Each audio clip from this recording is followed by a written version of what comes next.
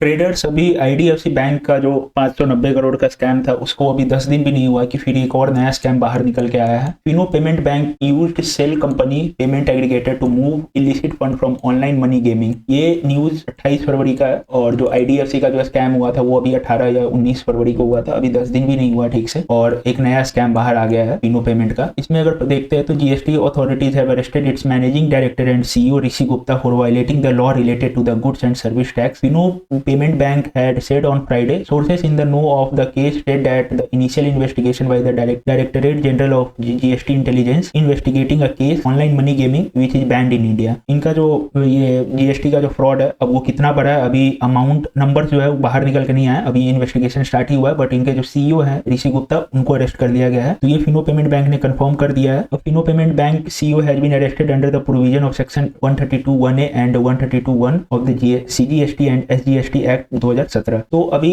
पता नहीं क्या हो गया है। इंडिया का जो प्राइवेट और छोटे बैंक है उन लोगों का जो स्कैम है लगातार बाहर आ रहा है। पहले आईडीएफसी और अब फिनो पेमेंट बैंक। आईडीएफसी का जो स्कैम बाहर आया उसके बाद स्टॉक जो है आप देख सकते हैं कि लो लगाया है 66.80 का और अभी ये काफी समय इसी रेंज में ट्रेड करने वाला है। ये जो इसका रेंज है के अंदर ये ट्रेड करेगा और सेम फिनो पेमेंट बैंक का भी स्कैम बाहर है। ये भी मंडे को नीचे ही जाने वाला है। तो जो भी रिटेल इन्वेस्टर है गॉड नोज वो लोग कहाँ पैसा लगाएं। जो भी छोटा शेयर है फिनो पेमेंट हो गया या आईडीएफसी हो गया जो स्मॉल बैंक है वो सब तो आए दिन उन लोग का स्कैम बाहर आ रहा है। एक तरफ ईरान और यूएस का जो वॉर स्टार्ट हो गया है तो उसमें भी मार्केट में कंफ्यूजन है। ऊपर से फिर ये छोटा मोटा स्कैम, फिर आईडीएफसी का स्कैम, कभी इंडसइंड बैंक का स्कैम। तो ऐसे में रिटेल इन्वेस्टर कहाँ पैसा लगाए यही नहीं समझ में आ रहा है। ये देखिए फिनो पेमेंट बैंक का जो चार्ट है ये वीकली चार्ट है। ये पहले से ही डाउन ट्रेंड में है। अगर मंथली भी देखते हैं तो ये देखिए ये जब से मार्केट में आईपीओ इसका आया है उसके बाद से ये बस 192 का ये लो लगाया है और मंडे को मेरे हिसाब से अगर मार्केट खुलेगा तो इसके और नीचे ही जाएगा। तो जो भी रिटेल इन्वेस्टर है वो थोड़ा अपना पैसा जो है सोच समझ के इन्वेस्ट करे। तो इट्स बेटर टू